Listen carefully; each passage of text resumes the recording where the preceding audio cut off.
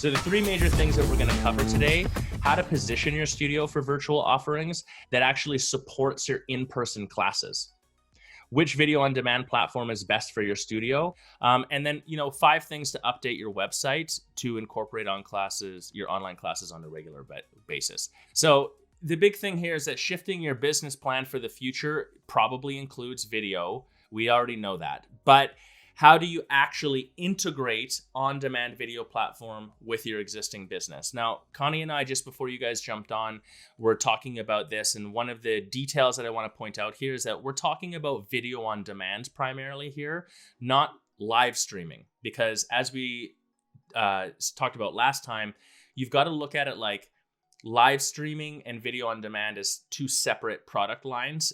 Video on demand is going to be a more sensible option once your physical studio is open again for the majority of yoga studios out there. So these are all things that you can take action on now. I know that you don't have more time in the day than we did prior to this, but right now you have the ability, we have sort of this void because you're not open yet 100%, most of you, that you could focus on this stuff. Once you're open, your focus is going to be there. So that's a more difficult time to do this. So now's a good time to make some of these decisions and the vision stuff and take some action towards building the virtual studio. Most of our websites got sort of a COVID-19 update, let's say, but they are going to need to update again coming out of this. So how do you actually position your virtual offerings to support your in-person classes?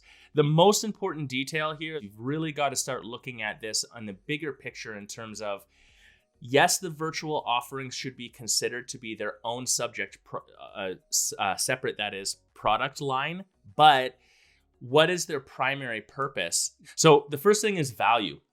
When we're looking at how you position your online stuff, I always take the first angle of like, what's the value that we're offering? Your virtual studio should offer enough value that you could sell it as a standalone. I think that's the number one question you could ask. If my virtual studio, all of it inclusive, so where it exists, the click, the quality, what's on there, the volume of it, is it good enough that I myself would honestly pay somebody for this? That would be a really good peg point to be starting to work towards, to try to hit.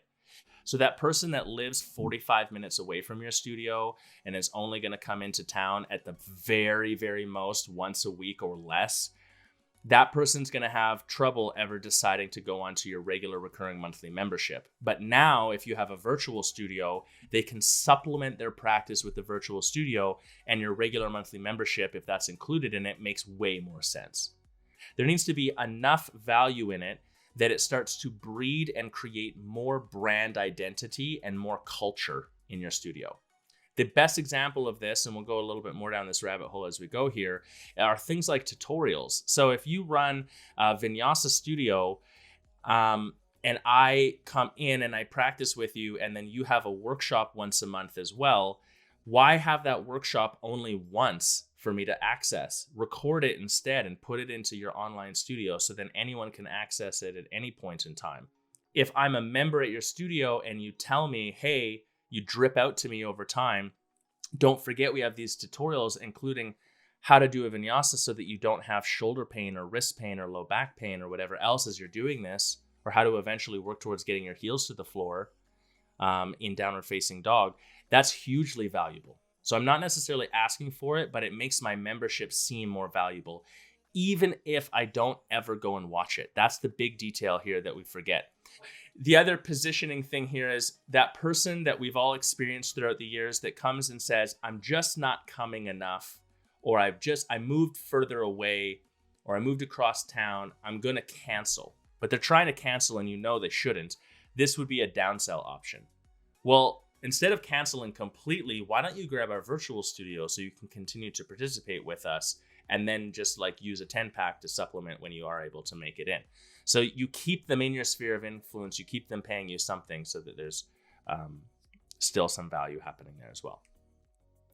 Now, price is one of the things that'll come up about this. The first thing I would say is to not devalue it. If you are trying to compete with larger virtual brands, you are in a race to the bottom in most cases.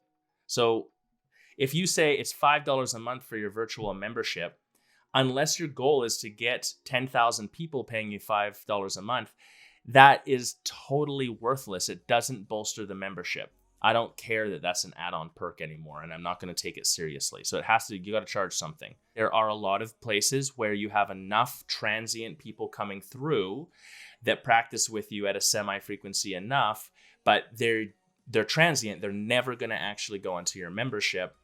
If they were to be even across the world as a nomad somewhere else, but they just really like you and your teachers, can you position this membership as something they would pay for? Would I pay, if it was my favorite studio that we've ever been to with our favorite teachers, would I pay $20 a month, $25 a month to take those classes while I'm traveling? Yeah, probably. Would I pay $60 a month? No. Big thing is here to diversify. So we get hung up. We think that the online stuff is a product in itself. It is not. It is the delivery of a product.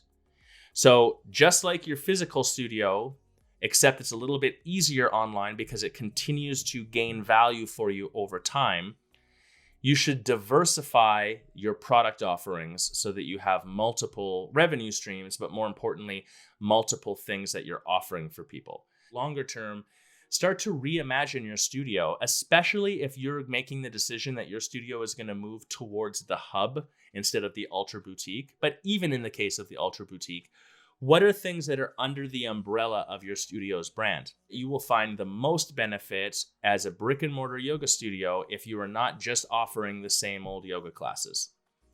If you're about creating healthy people, if your vision statement that you created as part of the YC in the last year says something to the effect of, we're creating a group of people who live healthy, joyous lives and lead humanity forwards to the new era.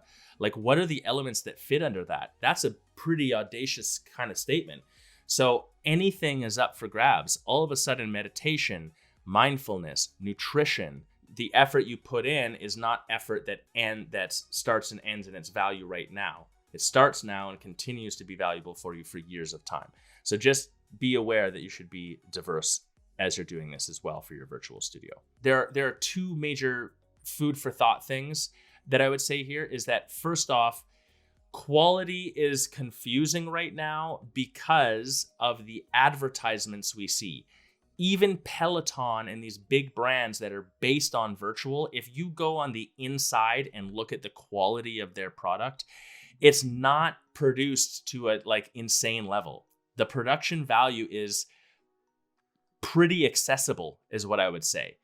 So, and if I showed you guys the example of Black Swan in the group, those classes that they're showing in there's a shadow, it's echoey in the voice on half of the stuff.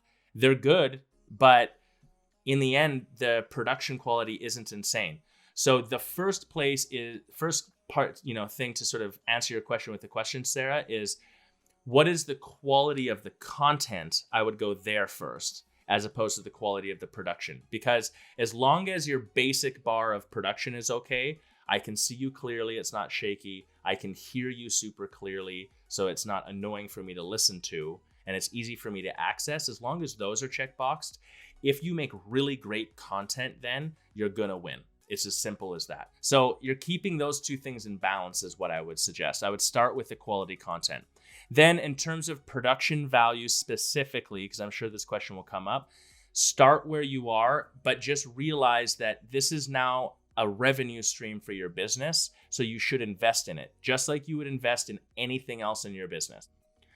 All right, let's change gears here. I'm going to actually stop the share and let Connie steal it from us here. And we're going to jump into some specific platforms. Okay, cool. So just a couple things to jump on what Josh said before we move into the specific platform stuff.